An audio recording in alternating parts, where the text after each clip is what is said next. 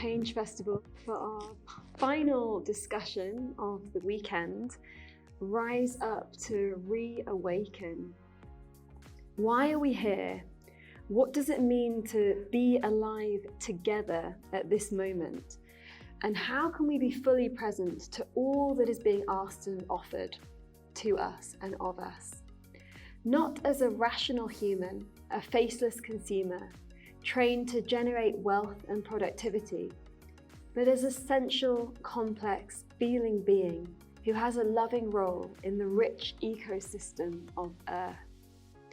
In this discussion, we will explore ways we can rise up to reawaken our understanding of our own presence, reawaken our bodies and our senses, reawaken our emotions and feelings that we have been dulled and denied, and reawaken our intrinsic loving instincts.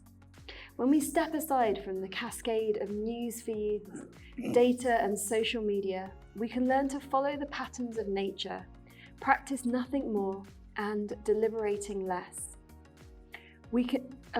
Practice noticing more. I don't know how we practice nothing more, but maybe there's a clue for how we rise up to reawaken just there. Practice noticing more and deliberating less. We can begin to rest our nervous systems from the onslaught of modern life and find a way of being in the world that gives us deeper meaning and contentment. How will this greater presence shift our perspective on our lives and on our futures? Okay, so our first question is for each of you to share a time when you have helped to reawaken something that has been suppressed or forgotten, and what has happened as a result. And so Tamsin, you're sitting in the chair that I like to start with. Yeah, this is it's kind of quite a beautiful question, isn't it? Of like where this intersects with like big social change reawakening that I have definitely been a part of, and then also these kind of more like intimate personal things within me, which I've like my life in some ways has been a journey of like reawakening the parts of me that are able to like enjoy themselves and like find beauty and rest, and prioritize community and prioritize care ahead of the kind of like those things that we are told to prioritize in this patriarchal, capitalist, white supremacist culture in which we find ourselves. Like, got to keep working, keep on going, keep on stressing, keep on laboring, keep on creating profit for other people. So yeah, I'm like, just to say, I'm delighted to be here and delighted to be talking about reawakening, because it feels like it's the task of my life. In many personal ways, to allow my truth, like my particular offering, to be awake, and to be boldly just mine, uniquely mine. And then, I guess in terms of like particular moments, the best work that I've done as a like change maker has been when my desire to awaken something has been aligned with a kind of global awakening, a moment of awakening that like I didn't set the context for, I didn't make happen. It just has been, it seems like it's happened from nowhere, those sorts of moments of awakening. So I guess like, the moment last summer after George Floyd's murder, when BLM just took over, like it put the subject of racism and anti-racism into our cultural and political consciousness in a way that no individual actor within those movements could have ever imagined happening, or could have ever predicted exactly when it would happen. And then for me and my involvement in movements, the moment in 2018, when after quite a long time of climate being suppressed or not spoken about because there were other important things to be talking about, like the global financial crash, et cetera, there was this moment when different stories seemed to align, and this kind of weaving of them created a huge and fierce fist that pushed climate and the ecological emergency into the mainstream. And, you know, we're living in the aftermath of that. And I guess, like, just to kind of talk a little bit about how it was to be an actor within that moment. Yeah, it was, so I guess it, like, you know, it is that thing where like different threads all kind of come together and they start, exactly like you were saying, they start to weave. And, you know, at the time when we, as people who were involved in this thing called Rising Up, which then became Extinction Rebellion, were like running around the country giving talks to like small groups, small community groups, the kind of low-hanging fruit of the environmental movement. So like Green Party meetings, Greenpeace meetings, church meetings. And we were going there with this offering that we would give you a talk. And the talk was called, let me remember, I mean, I gave it about 400 times, but it was called Heading for Extinction and What to Do About It. And this talk was like bringing the truth of where we are with climate change and just kind of smashing through the denial that all of us kind of have to live in, because the ferocity of that truth is really destabilizing. And, you know, in some ways now we will have to get better at being resilient to that truth and figuring out how we create our lives in, or how we live our lives in a context of climate emergency. So anyway, we're doing these talks, and the end point of these talks was, okay, we're going to tell you all about the terrifying science. We're going to tell you about social movements and how, like, what happens when social movements get together, and how much change can happen when people are prepared to do things that are pretty daring. So like definitely talking about nonviolent disobedience as the thing, like the answer, or an answer in a menu of answers, it turns out. And we were signing people up to get arrested on the 31st of October 2018, when we were going to go to Parliament Square and declare a rebellion against the British government. And so we'd do a talk to like 50 people or 25 people. And after we'd done the talk, about half of those people would say like, yeah, I'm willing to come to Parliament on that morning and I'm willing to get arrested. And we take down everyone's numbers. And, you know, we did, there were probably about 30 of us doing these talks all around the UK. It took a kind of summer of planning. When we were doing this, at the same time, Greta Thunberg was preparing herself to start her school strikes. And her school strike started kind of 7 weeks before the declaration of emergency that we did in October 2018. So that was kind of, you know, she was going through her process and responding in her way. We were doing this over here in the UK. And then at the same time, the IPCC report came out and said that we've got 12 years left to turn the ship round. And I think like people kind of remember that report because it was a moment of increasing consciousness around the climate and ecological emergency. And I guess it's like that thing of like, there were these three unique things and also many other unique things that were happening. Like people were starting to turn again, you know, the impacts of climate change were being felt fiercer, it was becoming more obvious, you couldn't keep ignoring it. But I guess it's that thing of like, when do those movements tick through so that denial isn't anymore an option? And, you know, we've been a species in denial about the impact that we have on the planet.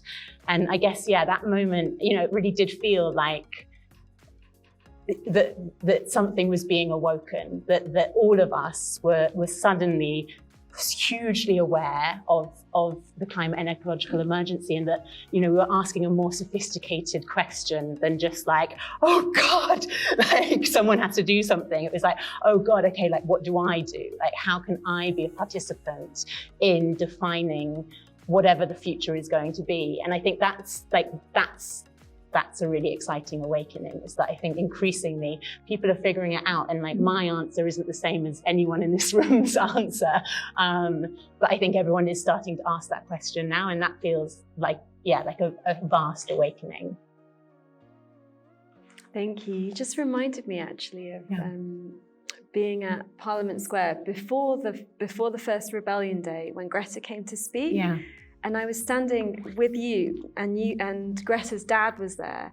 And I was like, oh, she's really good. And I was sort of going to ask him, oh, could I get your number to have her on the podcast? And then didn't. And then a month later, she was like Greta Thunberg.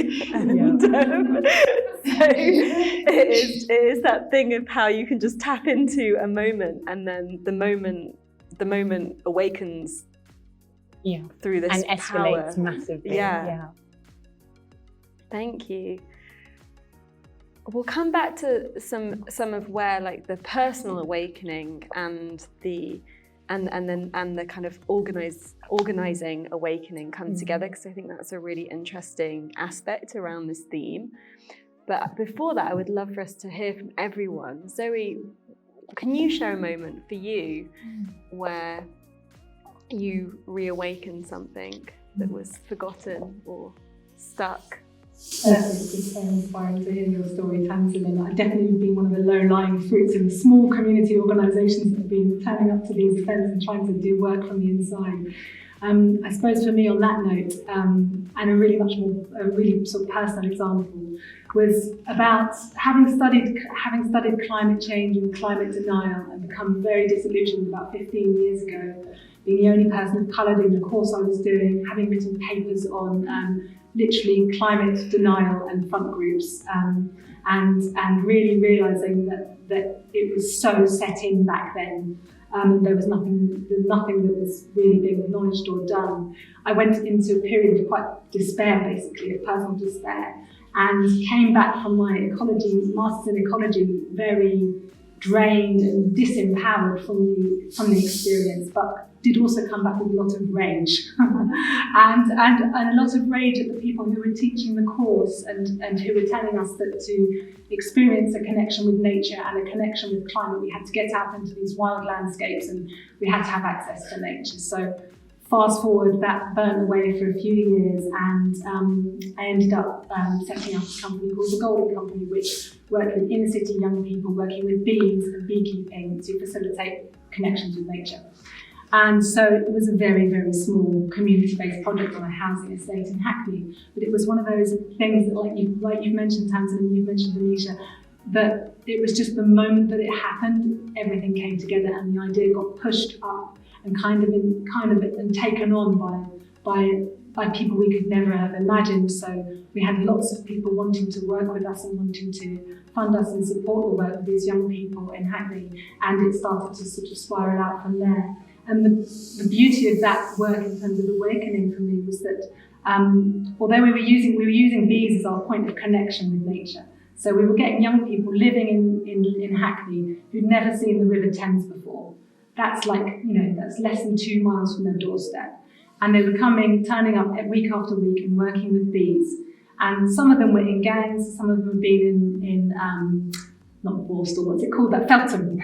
Some of them had come out of Feltham, so they were really tough young kids. And what I saw over a period of time was an awakening as the bees worked on the young people, and the young people opened up and allowed nature to work through them and with them, and they began to weave nature into their weekly lives. And so they stepped into the garden that we were working in, and we started to experience a sense of nature weaving through them. And then we took this project into some very corporate spaces.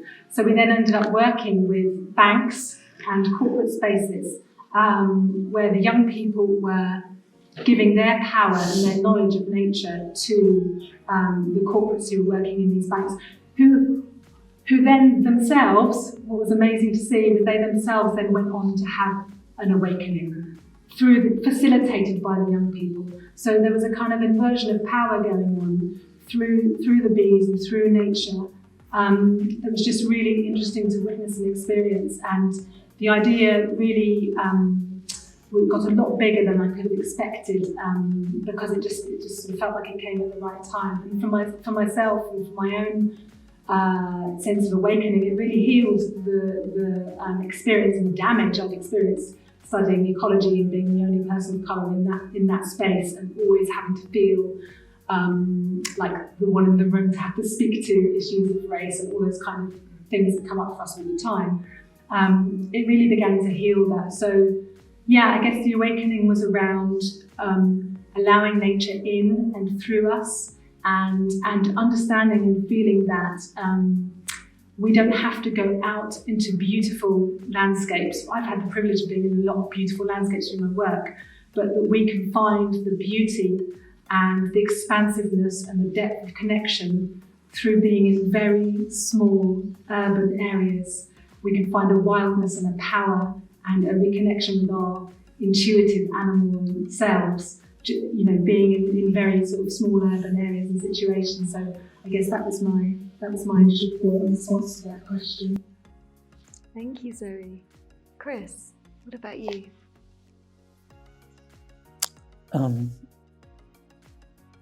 Thank you for inviting me, first of all, to be here, and thanks for being here, those in the flesh and those somewhere else in virtual land. And it's so interesting to hear you reflect on these things. Maybe I cut in from a slightly different angle, in a way, in my practice and in my profession. And I think I'm going to sing you a song, partly by way of response to the question, and partly to awaken something in me as I sing, and awaken something perhaps in you. It has been said that spirit will not enter the room until a song has been sung. And so in the sort of spirit of village building, I'll offer you this very old song that goes back to the 1400s, and hopefully is a little bit on theme. And this is my attempt at a very old folk song. Awake, awake, sweet England, sweet England, awake. Unto the land obediently, oh, let us all partake. For our future now is calling under the sky so clear.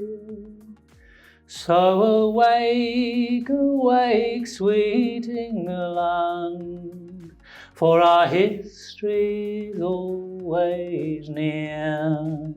Let us sing unto this living story, let us sing.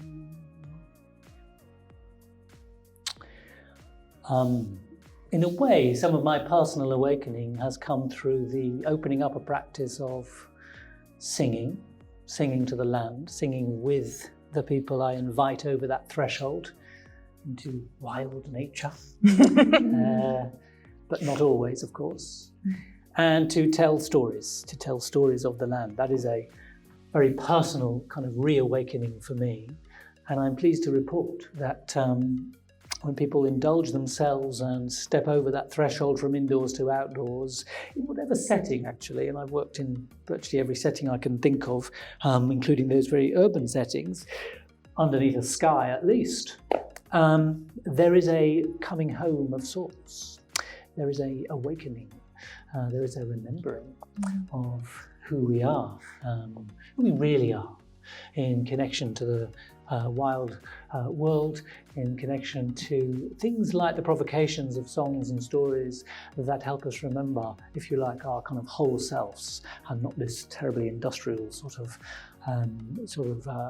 left brain kind of dominant sort of culture that we find ourselves in. So, those are some of the flavors, I suppose, around my personal experience of reawakening. And I have to say that those who spend a little bit longer, it can only needs to be a day, a whole day, an overnight, or God forbid 5 days, coming out on camp.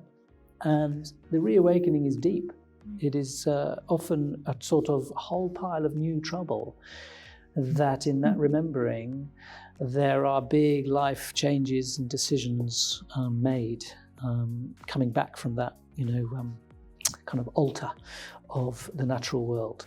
So that's what I, am privileged to offer, is a space out in nature, mostly in Devon, but not always, to some wilder places, to host people in the outdoors for that kind of immersive, experiential time.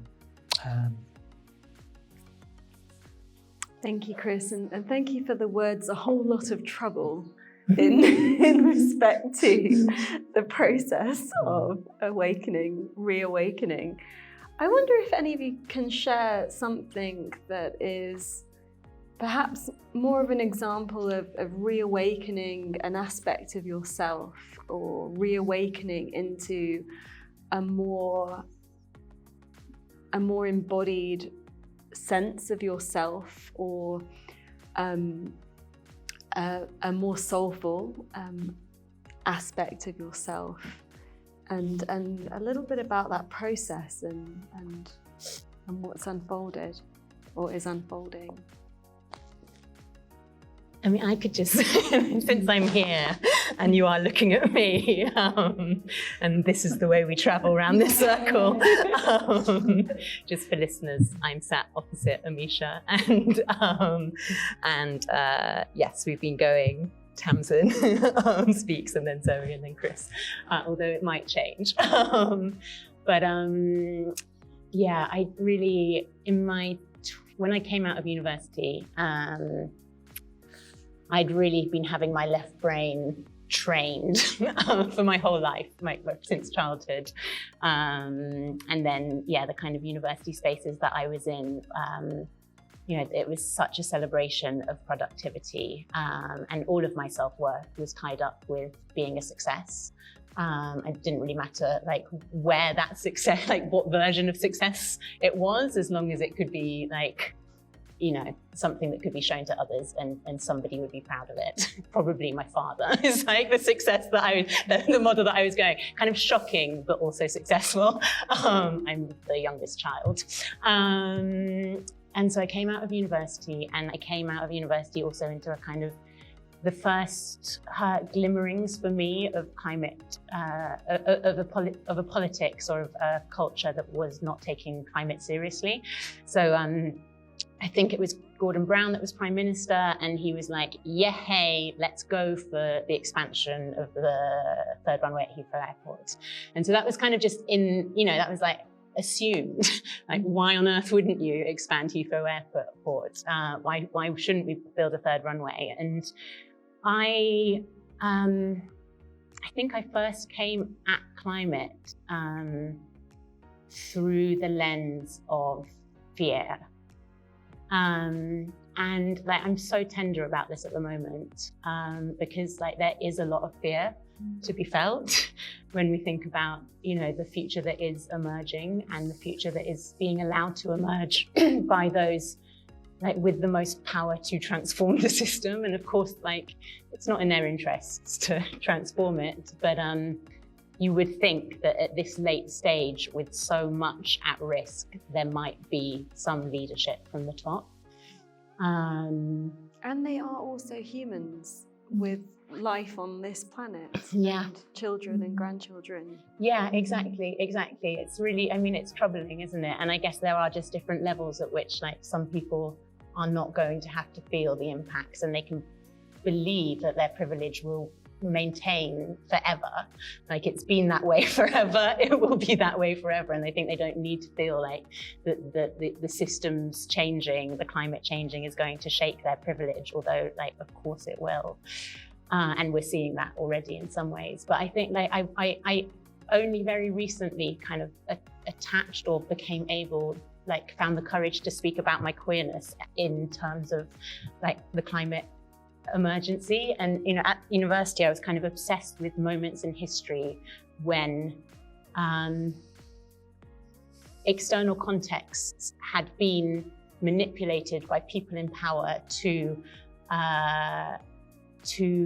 create conditions where people were othered, where people were, where people people who were different were seen as the problem and were scapegoated and were attacked and were et cetera, et cetera. And I guess like in some ways I live with a kind of apocalyptic framework in my imagination all of the time. I don't want it. Like I want a capacious, like beautiful, rich, enriching imagination. But like for some reason, I'm kind of stumped with one that's like, we are going off the edge of a cliff and apocalypse is where we're headed. And I think like for me, there is like, it's actually quite personal. Like there is a fear of, you know, being different, like I am different or like different from the status quo, like whatever this is, like I'm, you know, like we're all different from the status quo. But like, I think I've responded from fear, like from a fear of like what's going to be taken away, like how much there is to lose, what will humanity become, and that it can activate you massively. Like the power of fear to get you like running and organizing incredibly quickly is intense, but it is such an unhealthy foundation for action. And so for my entire 20s, I ran everywhere. And at the same time, I had in me this kind of like, you know, this like personal trainer of like, where are your outcomes? What are your successes? So I was like running, like, gotta stop the climate emergency, gotta stop the climate. And also I've got to be really successful at stopping the climate emergency. It's just like such a toxic mix of motivation. And like, lo and behold, I burnt out phenomenally. And I really crashed. I guess like you were talking about this as well, Zoe, of like, I just crashed into despair. Like that, you know, it was like people were much more, like it wasn't so much like that people were talking about climate and ecological emergency. Like it was, you know, it was like a big wall of public and political disinterest that I just kept throwing myself at and then kind of dripping down and then throwing myself at a different lever, dripping down. And I guess... and big levers, like when you ran for Parliament as an independent. Yeah, like, you know, I was like, oh, I mean, I was pretty effective because I wanted to be, you know, I wanted to be celebrated for being a very successful political change or whatever. I guess, yeah, like, I'm so glad that I burnt out. I think there are some things that you can only really realize when you're, like, pretty helpless and where you've really surrendered to the fact that actually, like, no one person can sort this out. Like, it's not on any one of us.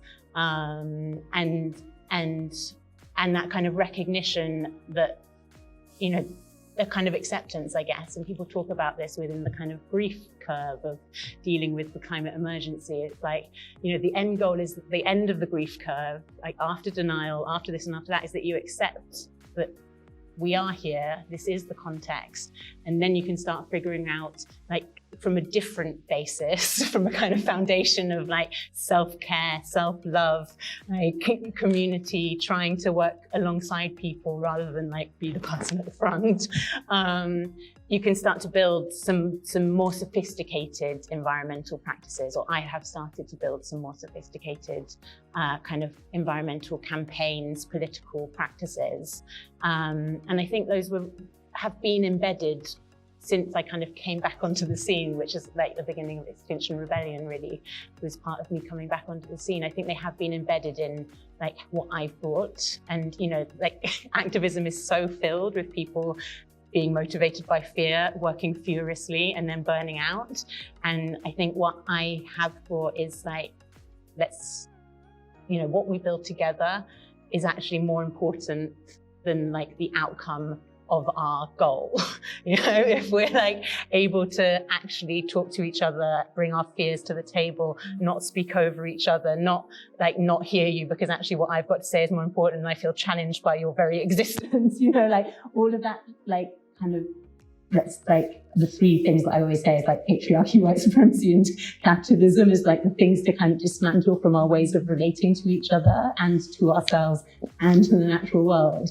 Like if we can start to do that, and very imperfectly because we're all products of this world, then I think we can, have a more like a richer environmental practice, or a richer kind of community of people responding to this stuff. And I definitely, like, for me, that was like, I don't think I act from fear anymore. I think I act from like love in some ways. Like I want to bring love, and I want to be loved, and I want to like be part of communities where love is the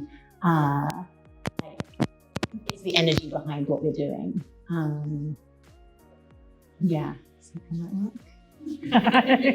Thank you.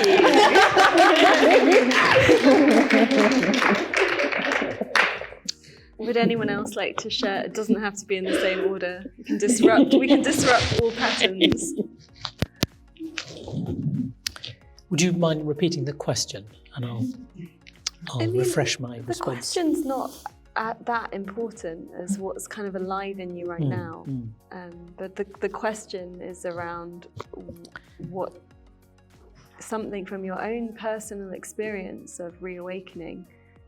And I invite it to be a discussion, so you can say what's relevant for you, what's coming up, rather than what I'm asking. Well, one of my responses to that, from a personal response, is something of the more mythic dimension, I suppose.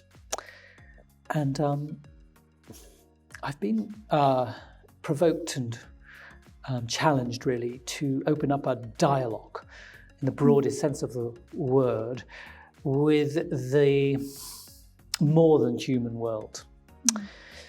And it's just brought a remarkable amount of sort of riches and treasure and resource to me. So, notwithstanding the incredible and awesome, political kind of activism that's going on various front lines, which I know both of you are involved with, this is a more personal kind of agency that has come about through opening up a very non-kind of rational dialogue or interaction with the natural world.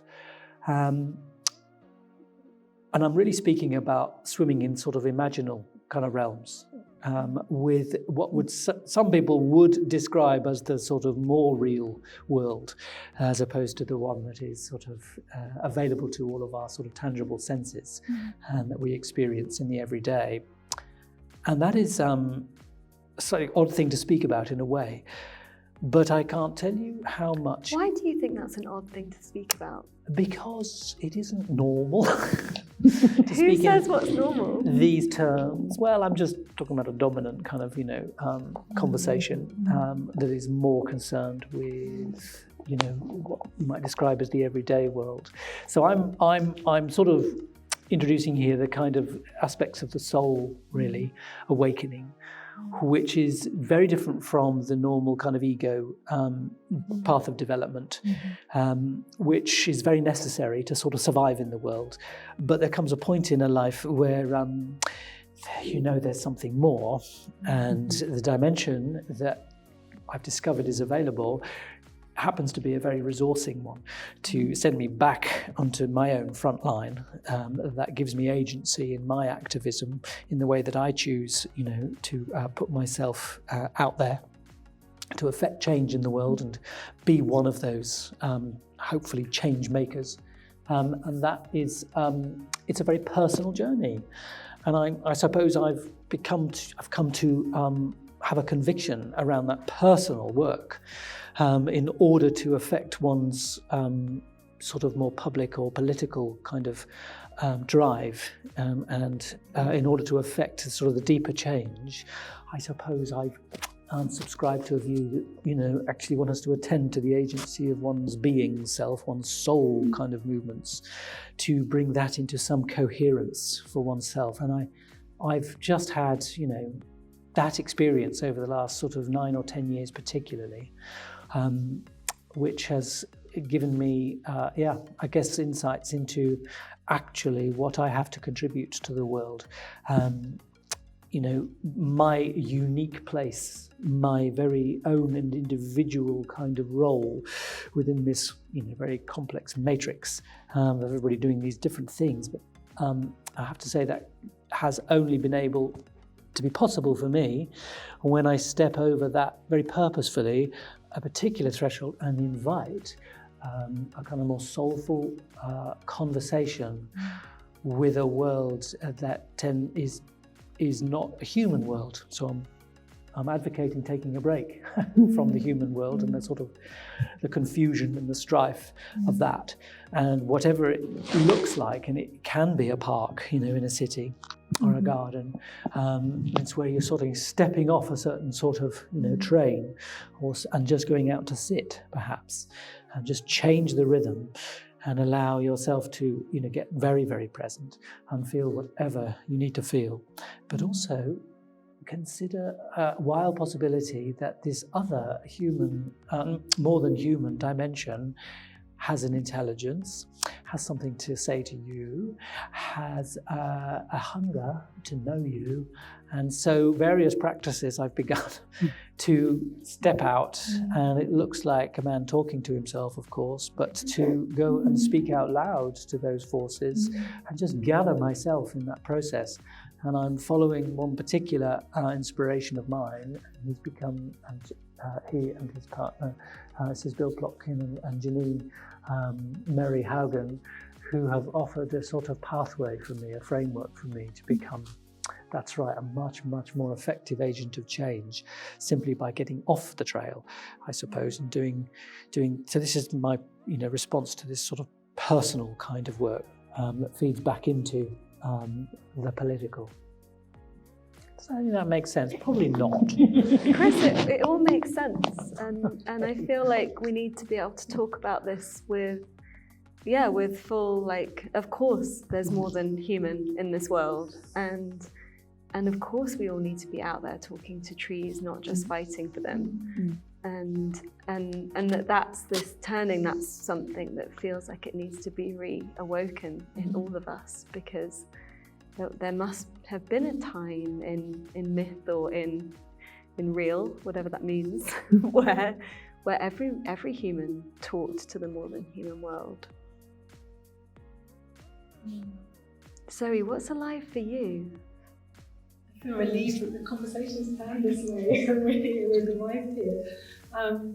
Because I feel like this really gets to the heart of what we're really struggling with in terms of dismantling the patriarchy and really acknowledging that there are multiple knowledge systems and ways of understanding the world and consciousnesses. And I suppose in my own experience, to keep it personal, again, it's been with the journey of the bees and weaving through my life for the last 12 years a practice of keeping bees, which started in a very capitalist way. I ordered my bees in the post. They came with boxes. I mean, to think back on it now, it makes me, I can't believe it. I ordered my bees, they came in plastic boxes, 6 plastic boxes. When they got to the depot in Mount Pleasant in London, it said live bees do not cover. The people in the depot obviously freaked out, so they put them in plastic bags. So I went to pick up the bees at the beginning of this project, which I'd been funded, and they had sweated. There was water dripping. Yes. And if that's not a metaphor for this whole system, then I don't know what is. So the project started. The whole project started by me opening up boxes of dead bees, thousands of dead bees, and it was there from the beginning. That was it, and that was the metaphor that stayed with me. What am I doing? Why am I operating in this way? What's driving my work with these animals, and where is the consciousness of the hive in this? What do the bees want? And over the last 12 years, for me, it's been about a return to, or a discovering and an opening to, allowing again the bees to work on me and actually to not be in control of the bees, to not extract from the bees. I don't take honey anymore. I take, if I'm lucky, a little bit of propolis off the edge of the hive, and I use it for medicine, for making medicines. I don't drive the bees and force them and push them to generate lots of honey. And they've come into my dream world. And they come into my dream world all the time, and I feel very comfortable talking about it, because I feel like it's really the essence of for me, it's really the essence of my practice, actually. And even when I was in London, actually, after that disaster, I was very worried a lot of the time in London about the bees swarming, because obviously if you're in a housing estate in inner city London, the last thing you want is 600,000 bees flying through the housing estate. And although we managed them as well as we could, there was always a risk that could happen. So I started to meditate and practice with the bees. And it's hard to believe, but by the time we were leaving, after a couple of years, I would dream before the bees swarmed.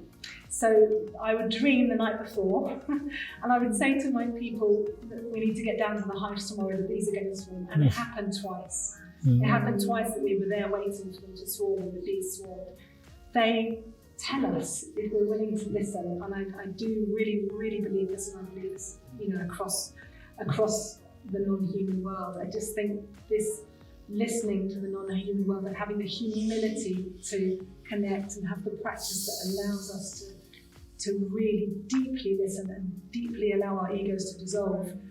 I've struggled with especially my artistic ego, wanting to prove myself, and be recognised. But actually, when I sat back and allowed nature and allowed the bees particularly to speak with me, they've taught me a whole new way of being in the world, and they've really made me reassess, what's important in day-to-day life. And so I guess that's the kind of example that really springs to mind. Wow, Zoe, that's such powerful imagery that we're all holding of the dreams and the swarms. And you've even got the sound of bees in your name. Zoe.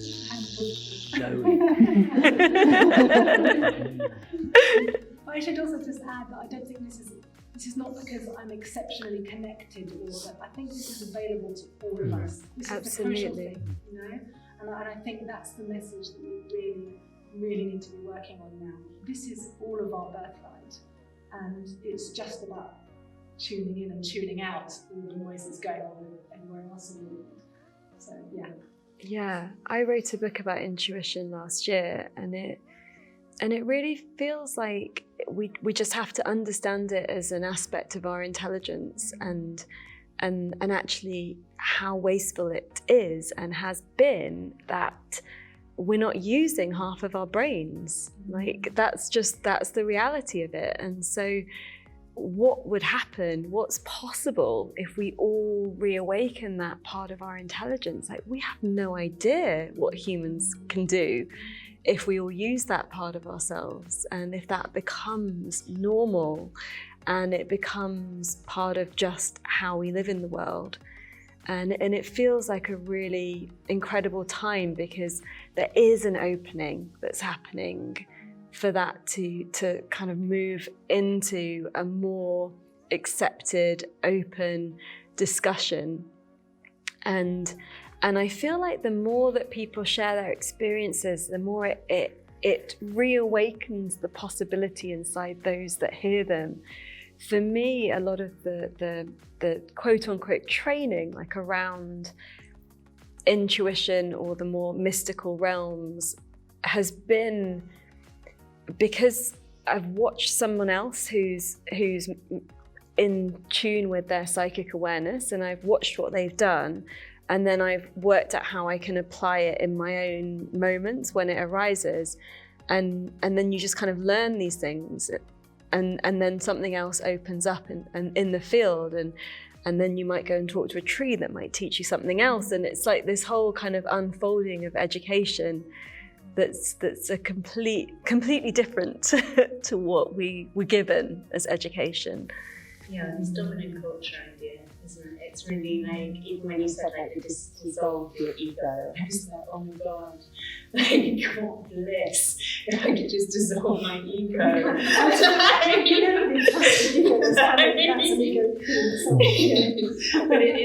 such a challenge, isn't it? It's like, this kind of like the myth of like the intellectual individual kind of idea, like this culture, it's like dominant culture of like, that's where we're headed. Like each of us is this kind of atomized individual lives that is like fiercely going after their particular like desire or like their heart's something, and that being separate and probably in competition with like everyone around them, and that you've got to kind of like fiercely defend this rather than a kind of, you know, like I just think when both of you have spoken about, like, and in fact all three of you have spoken about, you know, like that when you go out into nature, or when you let like a small amount of nature kind of drench over you, that like you can't help but have your ego be dissolved. You know, it's like no wonder they're like concreting up everything and making like it harder and harder to access nature, because actually like, the experience of going out into nature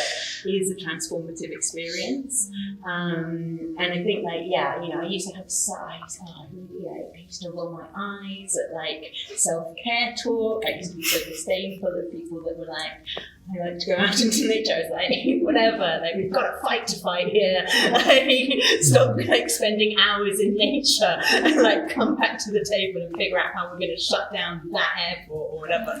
Like, and now it's like, no, like this, you know, if we actually want to transform our culture, we have to transform our culture. We have to start from, you know, like really like uproot it. And I think, yeah, like some of this is, yeah, it's you know, it's so tricky, because even like the language around our dominant culture is kind of, like, you know, you're not, like very, I think we are getting more sophisticated, and the events of like the last couple of years in particular has like allowed us to see that actually like, you know, there are systems in place, and we need to talk about and interrogate those systems so that we can better uproot them.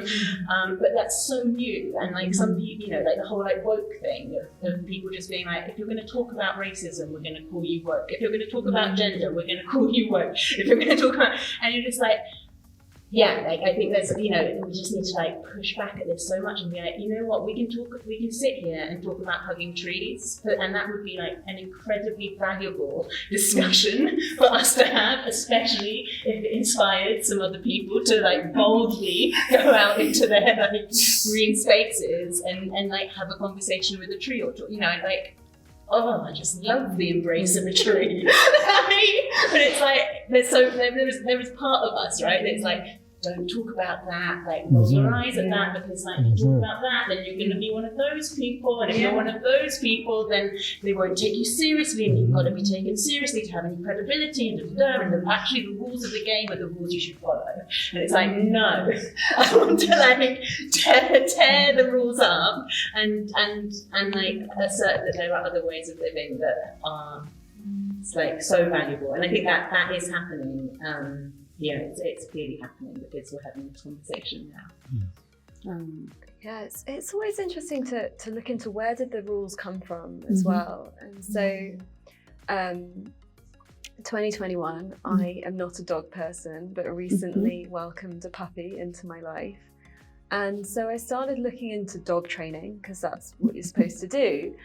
And then I was just like, wow, I'm not that comfortable with this sort of dominating, being the leader of the pack and all of this kind of thing. And I started to research it a bit, and then I found that what's known as modern dog training comes from the 50s. It's training dogs to be soldiers. So the dog heels to your left because the rifle's on your right. And then I was like, well, I don't need a soldier dog in my life right now. And so actually I don't need to follow all those rules, and instead I could do this as a practice of being in relationship with a wild being, and working out intuitively how we can live together, and that's, you know, that's like a whole different way of approaching something that's so normal in our culture of where can you take out the dominance and bring in relationship? Well, actually, you know, taking a leaf out of your book with the bees, Zoe, when we look into the kind of models in the natural world for wisdom, for inspiration, there are so many that can speak, you know, very eloquently to us. And you bring in the dog, which of course by any other name is a wolf, and behaves just like a wolf.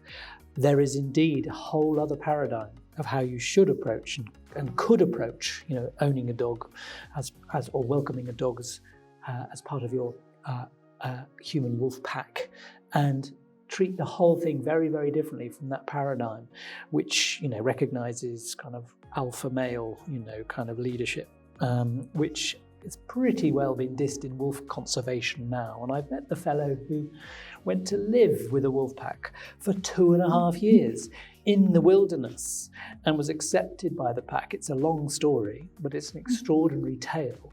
But he came back with a very, very different view of how wolves and therefore dogs operate, and just leaning in to that understanding, paying attention, listening, because it's speaking to us all of the time. And we can find out so much and be so informed to just have another way that'll lift us hopefully out of this sort of wretched sort of lifestyle that we've ended up in at the moment. So again, it's another encouragement just to lean into that sort of wisdom of the wild. But I would also qualify this, actually, just in case you're going to be set up for a bit of disappointment. It's not a shopping mall, the natural world. It's not like you put it down on a to-do list. Oh yes, I'm going to go and get taught by a tree. I've got about 3/4 of an hour on Wednesday afternoon to do that. It's not like this just sort of oracle you can just sort of go and just get things from. It needs a different mindset. It needs some slowing down. It needs you, and this is the very first important part, setting an intention and be willing to suspend, if you like, that side of your brain to pay a quality of attention, that isn't, the everyday attention, actually, and be willing to listen in a way that, it is a deeper listening. And yes, things will happen. That's what the trouble is, really. There are. And hopefully it's the right kind of trouble rather than the wrong kind. But things will happen. Trouble. These are powerful forces, and most, if not all, cultures apart from the one that we find ourselves in, understood that there were intermediaries. That there were different words for it, the invisibles. There was this other realm, the imaginal realm, that was available. Some people would talk in terms of the ancestors to sort of lean into, those who've lived before and know an awful lot about life and death, and what it is to, struggle through life in this domain. And they could lean in and just glean things, that would help us on our way a little bit to live more lightly or more sustainably or more beautifully or more with grace and, humility. Where are we going with this conversation? Thank you, Chris. Can you tell us who the Wolfman's name is? He's called Sean Ellis, and he works with his wonderful wife, Kim Ellis, down in Cornwall.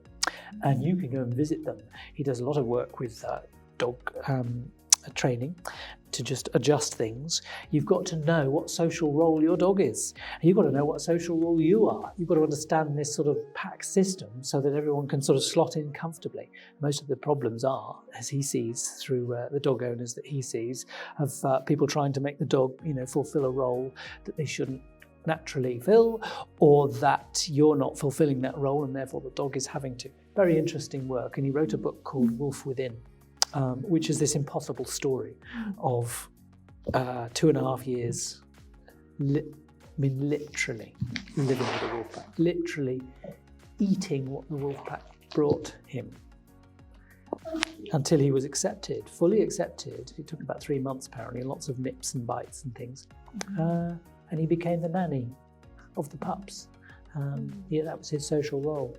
But it's such a beautiful kind of model. The wolves are so beautifully positioned between the being wild things, but also being very family, having these family structures in this integrated system, which is so beautifully designed when you sort of start to read more and more and more about it. But you could apply that to bees. You could apply that to, wild horses. There are many of those communities out in the natural world to take inspiration from. And beyond that, of course, the genius designers are also now, with biomimicry, leaning into those models to see these incredible designs that nature's come up with over, a few billion years to help us also address, the issues of the day in terms of, really good solutions. Thank you. Well, I would love for us to come into this space and see if there's any questions from anyone here. Just before we do that, just to kind of tie up where we're at, is there anything that's really still alive for anyone here around what really needs reawakening and what radical reawakening for our future might look like? Just a little one to sum up where we've been before we get taken somewhere else. Zoe. I had a few thoughts on this. Again, it's tending the inner. I ended up tending the inner garden, and really carving out space for rest, and that not being an indulgent thing, that being the norm, because it pushes back against everything that capitalism stands for, and it's so clear, but it's so difficult to do and achieve. So I just think it's that simplicity of rest. Rest. It's the nothing of my slip up in the intro. The Invisibles. Just to add to that, my very clever wife was doing a dissertation at Schumacher College when I met her, and her dissertation was on the agency of being as an agency, as opposed to this to-do list and the agency of doing, which is all very valuable. But what she sort of was tuning into was this business of attending to one's being as a profoundly, radical act, actually. And I absolutely loved that. And that's what. And then you married her. Totally. Yeah. Yeah. Tamsin, what would you like to add to this? Yeah, I think I'm really shimmering from Zoe's call to rest. And what can I add to that? I guess I think that the reason why I find rest so hard is because when I rest, I find myself. And for various reasons, I actually find myself, it takes a lot for me to love myself. Because, this system tells us that we are unlovable unless we've got that, or that there's something wrong with us that needs to be filled with this, or that we're not good enough just by being ourselves. And then there are some particular intersections that I inhabit which are erased or oppressed. So I guess there's something about when I rest, I'm there, and what I want to do is just love that person so much. And I'm getting much better at it. And I do think that if we were all able to be with ourselves and give ourselves an enormous loving embrace, then we'd be able to encounter each other without needing you to tell me that I'm okay, or needing you to, needing anything from me really. Maybe it's something about that, rest and self-care and love. And I think, there are these are the things that have been pushed out, and intelligence like this exists within queer communities, it exists within Black communities, it exists in many different communities. It doesn't really exist in our dominant cultural community. And so I guess for all of us, there's so much intelligence if we turn outwards to get it. There are calls for us to be awakened.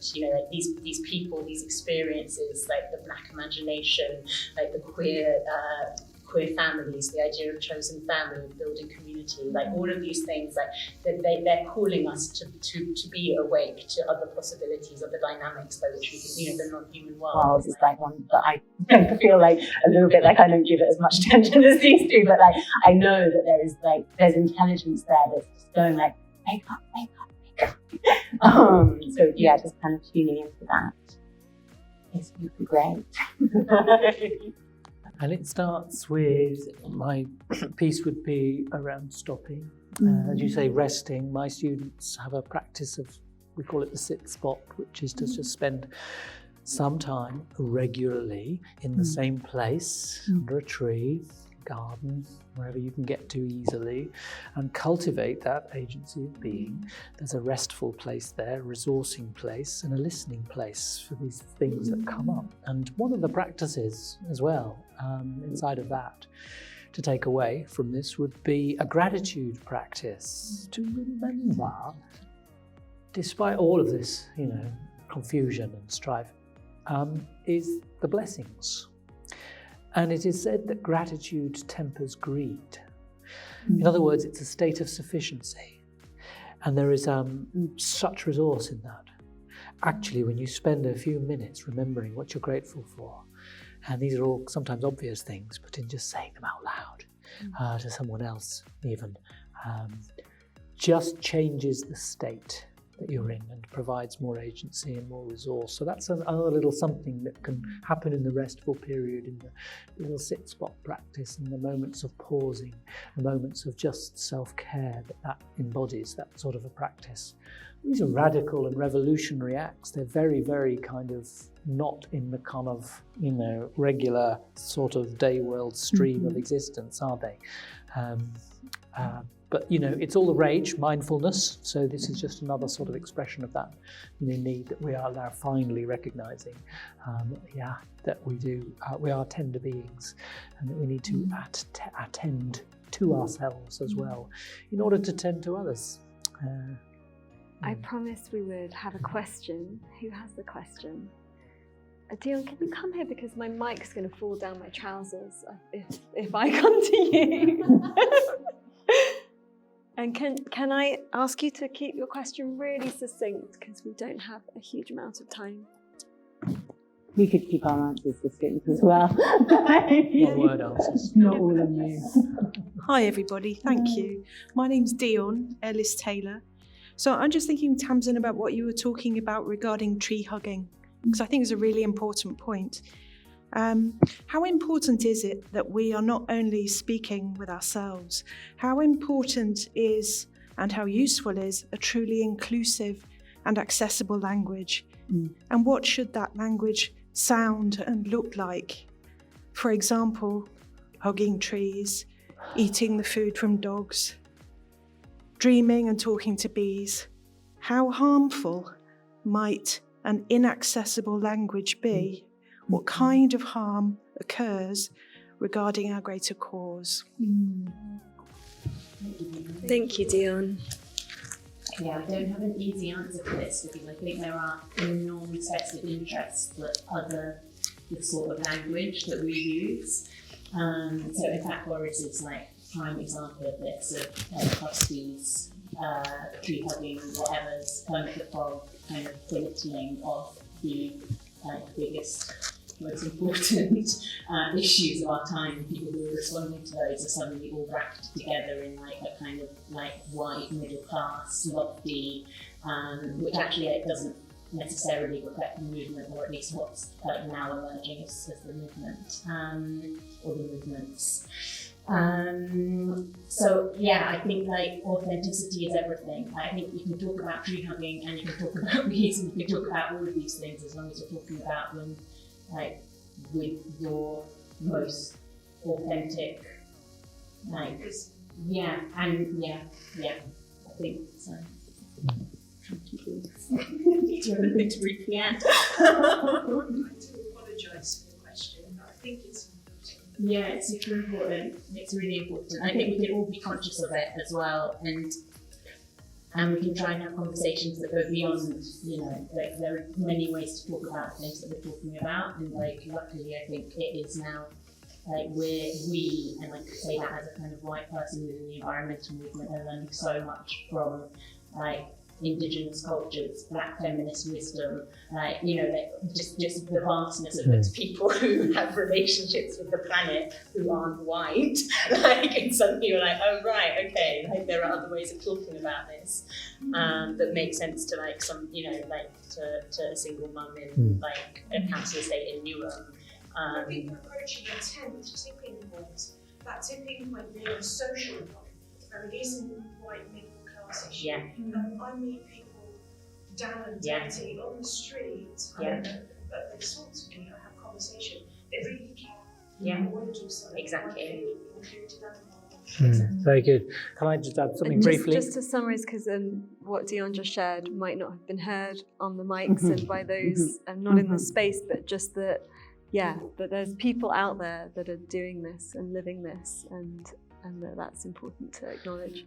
I just love the question. I love the sort of provocation and challenge within it. My very brief kind of response to it will be that comes from a wise rabbi who once said that the shortest distance between one human being and another human being is a story. And I tell a lot of stories, and it is one of those vehicles to use. Traditional narratives, particularly potent, but can be biographical narratives too. To tell a story is what can build bridges, between cultures and people, and I've seen it the world over in my long apprenticeship as a storyteller. So that would just be a small response to that. Great question. Zoe. Just to second that, great question, and really to second what Chris has just said, I was just mindful of Charles Eisenstein, who in his sort of speaking in visions of the future talks about us becoming conscious storytellers, and just reminding us of the importance and the invoking power of the word. And so really to distill our use of language down, and unfortunately now what we're seeing from Boris is the polar opposite, of course, of that, but just the power of the word, the power of invoking stories that can work across time and space. And we just shouldn't underestimate, that word, that spoken word, the power of the word. They're like spells. They understood it in the old days, and the sort of bardic sentimentality and sentience was that, this speaking was like spell casting. It as a storyteller. It's the abracadabra, the evra achadabra, the old Aramaic expression, which is where that comes from. As I speak, so I create. It's powerful stuff. And so, being kind of conscious about the language you use, being conscious about the invitations you're making and the images that you're painting is part of this, absolutely. Could go on about that. Them and us. I think that would sum up. Dion just added, we can't afford a them and us.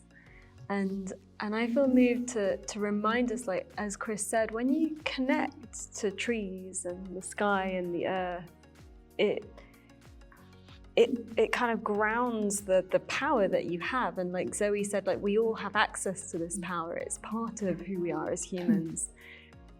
And as Tamsin said, it activates us more to be more useful in that way of actually being political for the earth. And for me, there's a story that I've shared around discovering the art of tree whispering, and then sharing the tree whispers publicly was another big kind of initiation.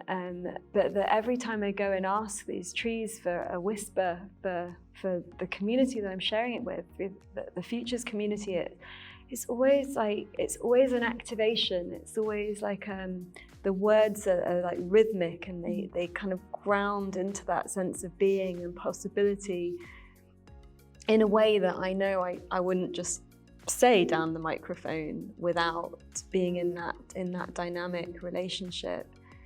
And I feel that one of the things we're being asked to reawaken at this time is the complete normalness of this activity. And Boris can tease people for being a tree hug. I don't aspire to be like Boris, and There's not one aspect that I've seen modelled in Boris in the last 15 years that I've aspired to be like.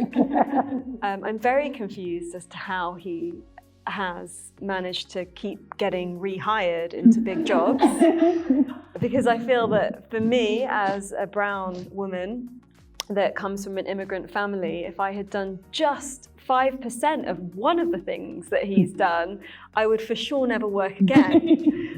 But here we are. Just don't know where that came from. It came from the Invisibles into this space. And so to close our conversation, we have a few moments each, few minutes each, to share how can we rise up to reawaken. And I ask you to share your call to action, your call to being, your call to rest, whatever it is. And then also to share how we can connect with you deeper, your websites or socials, whatever the ways that you want to be connected through. Chris. I'm bound as a storyteller to lean into a bit of old story for this.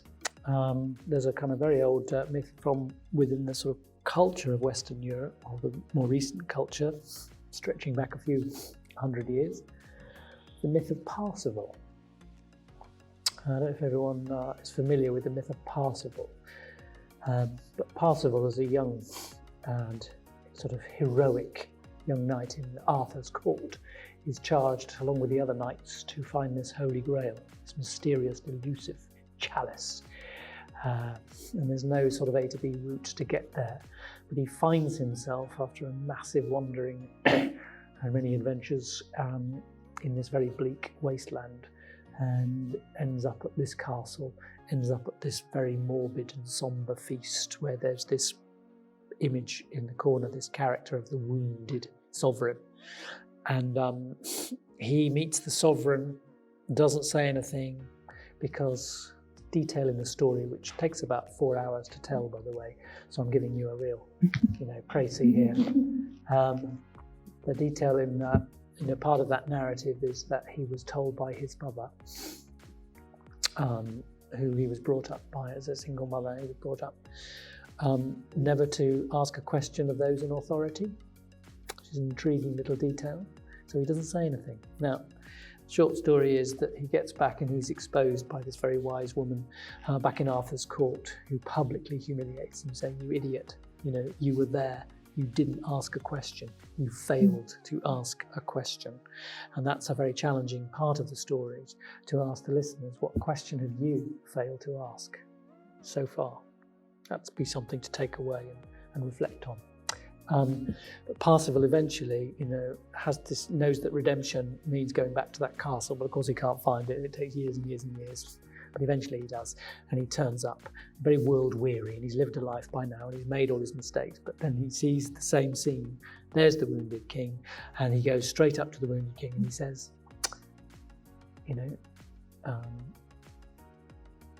"What ails thee?" That's 3 words that I think are really potent for our times. He follows it up by saying, "How can I be of service?" So he shifts the emphasis basically from himself, all of that orientation around serving his own needs, and places his attention on how can I be of service to you, or in this case, the wider world. And that is finding your own path of particular service, which may not be hanging banners from Parliament Square. It may be, hosting a kind of mindfulness, little circle in your community. I mean, it could be 1,000 different things, but it's tuning into in what way can you be of service that will actually resolve your whole kind of life, really, when you sort of get into alignment with what is it that I have to offer? What's my little piece there, and how can I attend to what is ailing, at the moment. Thank you, Chris. And your website is wildwise.org? Yes, it is, wildwise.co.uk for those invitations to the wild world. Excellent. Tamsin, How can we rise up to reawaken? I just think that we could all talk to some people. That's kind of where I'm at with it. I'm like, I don't really care what form your community activism or engagement or whatever takes. Like, I have found that the myth of like individual excellence doesn't bring happiness, and that what has like enriched my life enormously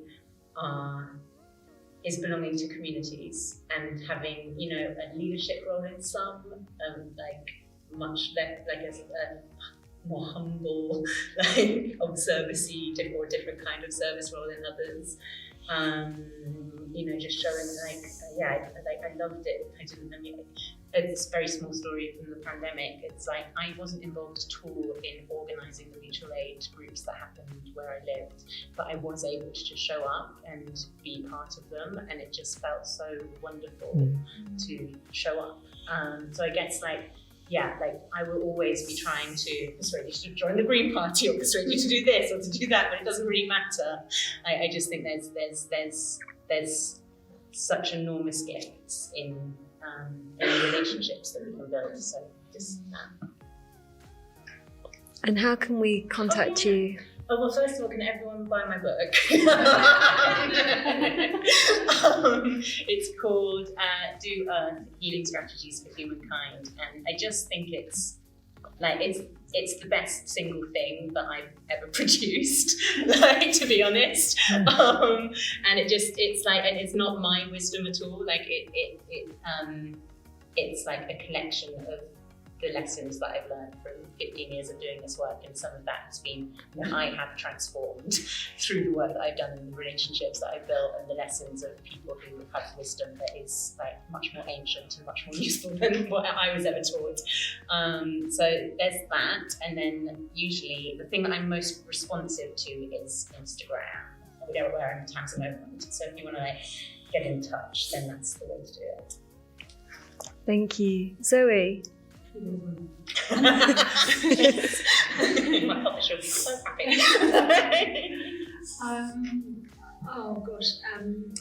It's about this refusal that we've had to fully perceive other organisms. So this is the human world and the non-human world, and the more than human world.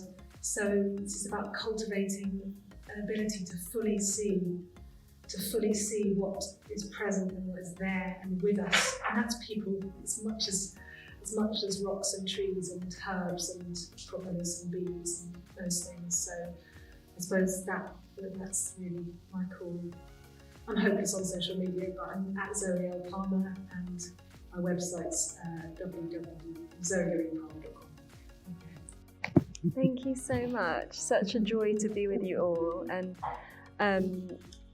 in my answer to the question, how do we rise up to reawaken, I'll mention my book, which has 53 practices in it of how you can connect deeper to your intuition. And it's called Intuition, intuition in French, and yeah. So it's been a real joy to be here for this panel and this conversation, and all of the Rise Up conversations here over Change Festival. And so just want to also say a big thank you to Becky Birchall and the team at Change Festival, the whole village of Chettle, for coming to Change Festival and being behind the scenes, and everyone else that's been here in person, and how wonderful it is to be in person and to be able to connect this way. And I really hope that this call to rise up has been reignited in you. And I also realised that I think it's illegal in the UK to criticise politicians now, so I hope I don't get into trouble. But let's rise up. Thank you. Yeah.